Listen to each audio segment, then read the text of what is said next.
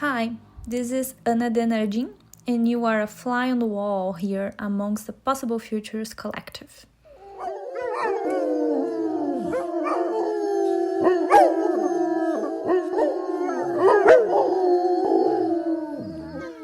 Decolonization light is a term we have been exploring to refer to projects that either masquerade themselves as decolonial in order to advance coloniality by design, or that have decolonial intentions, but end up co-opted in their efforts to establish themselves in a colonial world order. Coloniality has seriously sophisticated self-correction mechanisms to remain relevant as the time changes. The continued consolidation of colonial hegemony is often led by appropriation and co-optation of whatever is gaining popular momentum, manipulating narratives to fit to the status quo motives, broadening and deepening system dependencies to reduce likelihood of real system change. Mainstream discourses on decolonization often get too cozy with the very colonial systems they claim to dismantle. Coloniality knows exactly how to lure them in with its irresistible offers to safety, comfort, recognition, and of course, a fat paycheck. Coloniality peddles these luxuries while thriving on stomping out any real alternatives. Decolonization wasn't supposed to be about endless armchair philosophizing or self-congratulatory debates, but it seems that we are stuck in this intellectual paralysis purgatory, trapped in a foggy ideological haze where decolonization gets watered down into something vanilla, nice and safe, because this approach to decolonization is the most comfortable way to pretend change is happening. If the decolonial initiative is just about making the suffering of the colonized a little more bearable, then it is not fighting colonialism. It is just making it taste a little sweeter. So let's get down to basics in decolonization light through exploring these questions. What exactly do we understand as decolonization light? Does Global South equate to decolonial? Does non-white equate to decolonial? Does DEI equate to decolonial? What are the patterns and mechanisms of recolonization? And the $1 million question, what do we understand as real decolonization?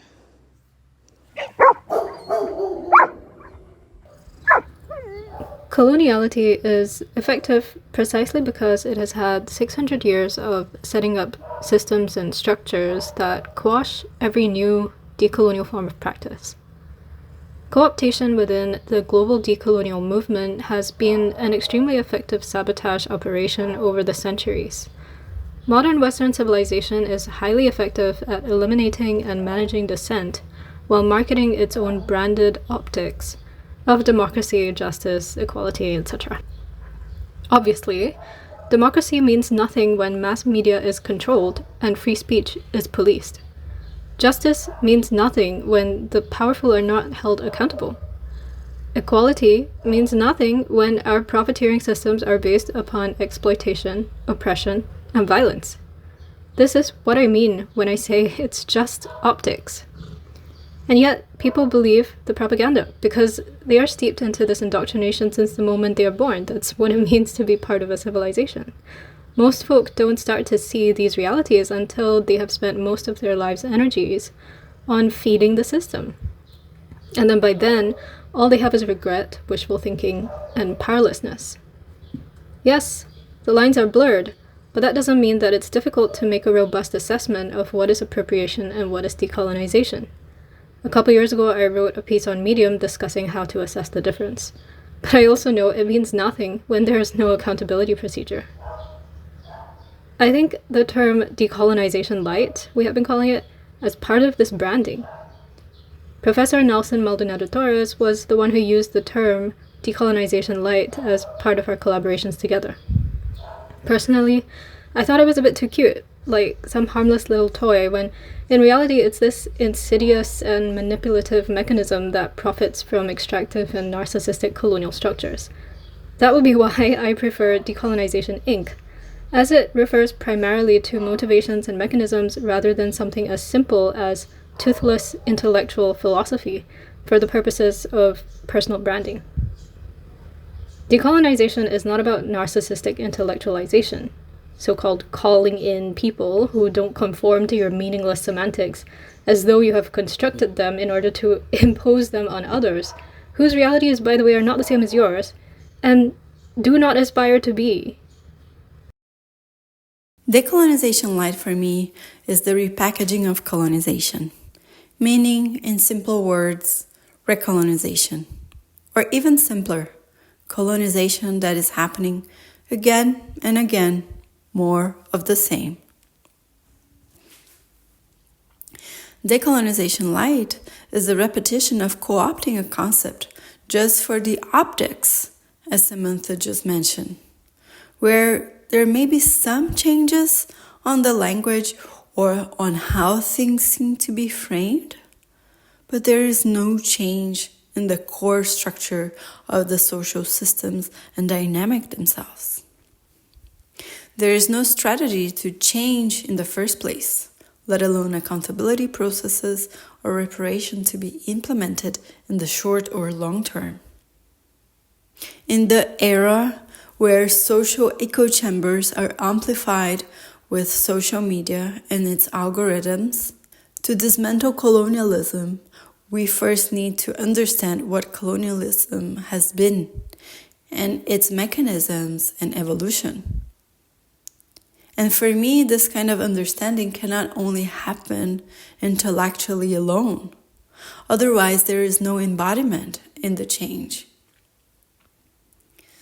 Since colonialism is present in the educational system, in the way we learn to see ourselves, our aspirations, desires, history, and is enforced in our professional life, and so on.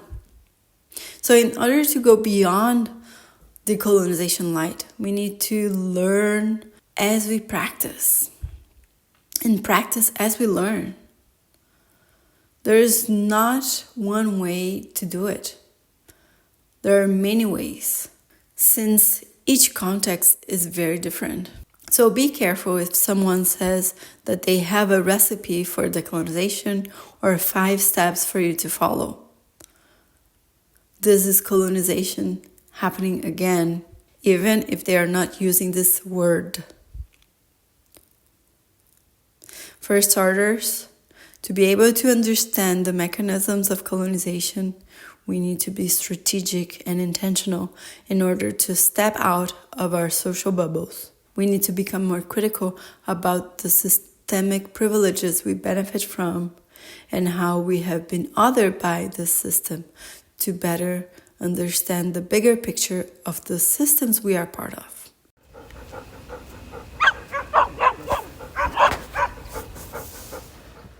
I totally agree with what you both said, and I think I see 3 main ways in which Decolonization Light or Decolonization Inc., as Samantha mentioned, manifests. There is a version of decolonization that lives comfortably in seminar rooms and LinkedIn thought pieces, this decolonization as intellectual exercise. Not as a tool for dismantling empire, but as a performance that keeps empire entertained. When decolonization is kept within the realm of the intellect, it doesn't need to confront the truth that real decolonization demands loss from those who hold power. Actual decolonization isn't about just talking about colonialism. It's about ending it. Another way that decolonization light happens is through cooptation. The initiative can start as decolonial, but gets lost as it tries to establish itself within a colonial world order. This is particularly common as projects seek funding. Money holders are institutions that probably made their money through exploitative business practices or hoarded colonial wealth. And accessing this money often comes with strings attached. Projects begin to shift, to soften, to accommodate the comfort of funders and become the perfect domesticated pet. House-trained, well-behaved, never beating the hand that feeds it. It can also be the case of the initiative being performative from the start. This is not uncommon when we consider what Samantha said about how coloniality had centuries to set up systems and structures to sabotage and eliminate alternatives, while marketing its own branded optics, as she said. It appropriates what is gaining momentum, tweaking small parts of the system not to transform it, but to improve it, to sustain and prolong its life. Actual decolonization is about centering the demands of those most harmed by colonization. Indigenous rights movements have been very clear about what those are: land back, wealth back, stopping the harms, reparations, and sovereignty. True decolonial work is not inclusion into a same broken system. It's about abolishing those systems. So when someone says they are doing decolonial work, some basic questions come in handy, like who decided what that work looks like, who benefits, who funds it, and who gets to walk away feeling good about it. Everything you just said, Anna, is precisely why we are self-funded. This is the only way we can retain our own sovereignty, agency, and decolonial perspectives. That means the only way for us to exist in a money-based economy is if we create enough value for those with money to decide to spend it on what we offer. Bringing a topic like decolonization into a colonial world order that is currently tightening its grip is financially suicidal. But it's also extremely necessary, particularly when we see decolonization being muddled by Western or Global North folk who have no idea how to even relate to or center Global South concerns, issues, and perspectives. Layers and layers of ethnocidal coloniality are fueled by Western liberal progressives. This is the crucible in which white supremacist eco-fascism was created, of which Sustainability Inc. is a part. Louisa mentioned the role of social echo chambers in amplifying and feeding this dynamic via white supremacist social media platforms. Social media is built upon manufacturing emotional extremes amongst their user base in order to generate data that powers their business models. It also sells censorship to the highest bidder. We have seen this in many ways, especially in the silencing of pro-Palestinian perspectives since 2023 especially. And yet, few of us who seek to do real work within the global decolonial movement can exist without the low-cost tools of outreach that social media provides. There are many hurdles for the global decolonial movement, and yet Decolonization Inc. is not even new. Colonizers have long sought to co-opt decolonial perspectives, interventions, and movements. The aim is to either benefit from them or to destroy them, using stolen colonial wealth to do so. We need to be clear-eyed around how coloniality is evolving and developing. There are many ways to learn in quiet and learn out loud, but amongst these ways, there are also inappropriate ways, harmful ways, and ineffective ways. We ourselves, possible futures, are regularly misappropriated, insulted, and stolen from. This is why we have boundaries and we are active at communicating and maintaining them. Things would look very different if we had strong legal backing. It would look very different if we had strong industry backing. This is probably the top of my wish list for possible futures right now. One thing that Decolonization Inc. will never do is to center or credit or pay Global Core. Global Core are, of course, those in the Global South most harmed by coloniality. Indigenous rights movements, Global South, anti-imperialist movements, the peasant movement, the urban poor movement, these are the folk who are due colonial reparations as a first priority. And we count our partners amongst these movements. Decolonization Inc. will not even seek right relationship with Global Core, simply because they don't understand why it's necessary to change themselves that much.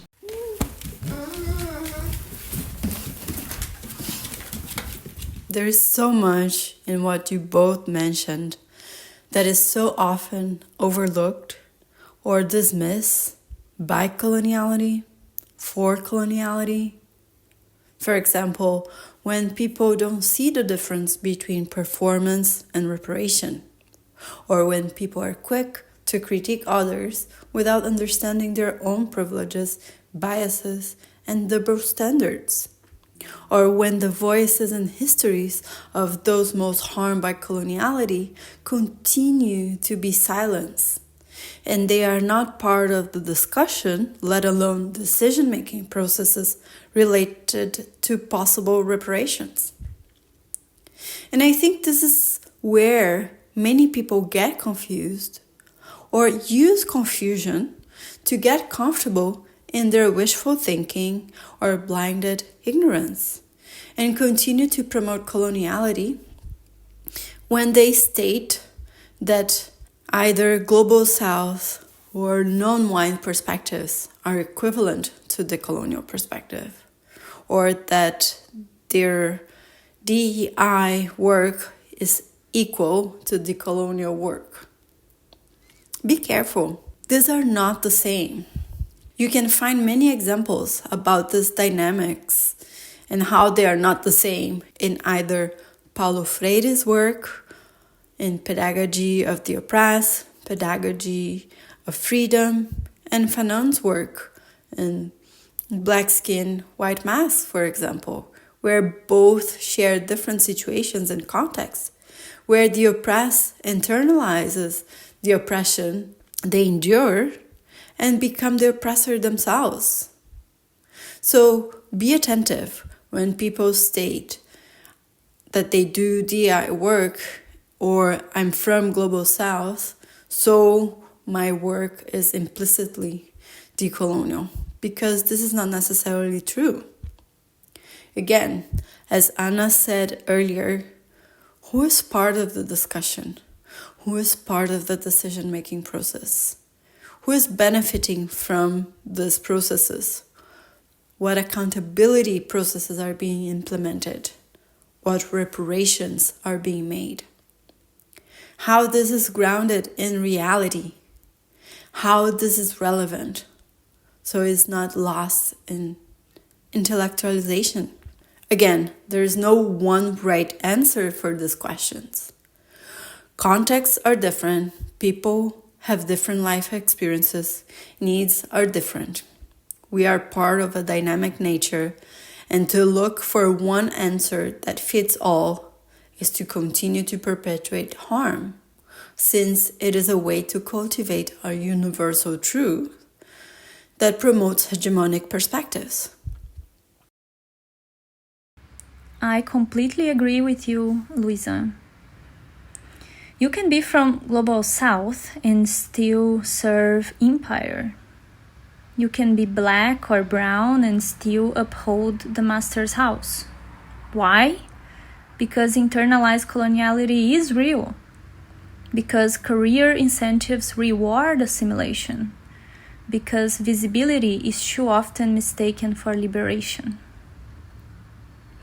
This is what Paulo Freire and Fanon warned us about, as Luisa was saying.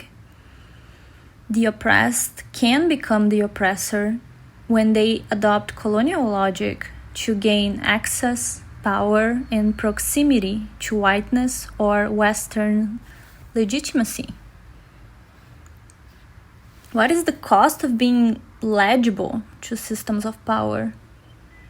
The colonial work often gets lost in translation because it's trying to be acceptable to institutions that are themselves colonial in origin and form.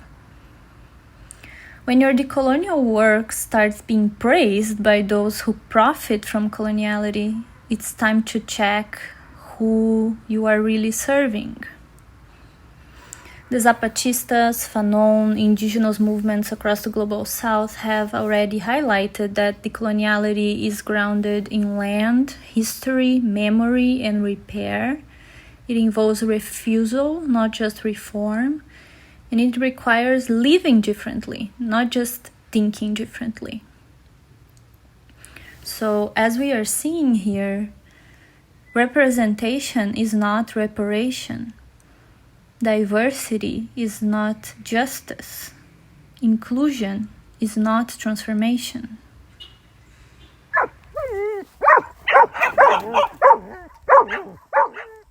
Global South, BIPOC, BAME, non-white. All these labels and identifiers do not refer to that which is inherently decolonial by default. Decolonization is not about diversity, equity, or inclusion. Decolonization is not about non-white folk having representation within and sharing in the profits and benefits of violent and oppressive white supremacist systems like globalized, extractive, or disaster capitalism. Decolonization is about abolishing white supremacist systems like globalized, extractive, or disaster capitalism.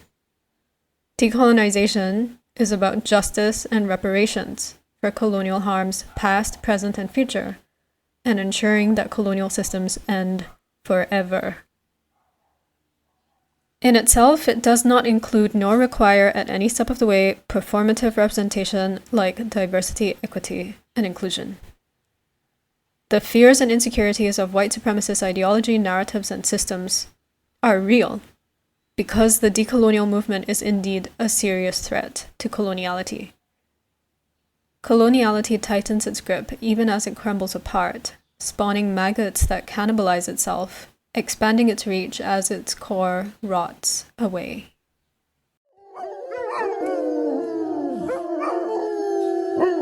This is Luiz Oliveira. This is Samantha Supaya. This is Ana Denerdi. Anyway, all the dogs are howling.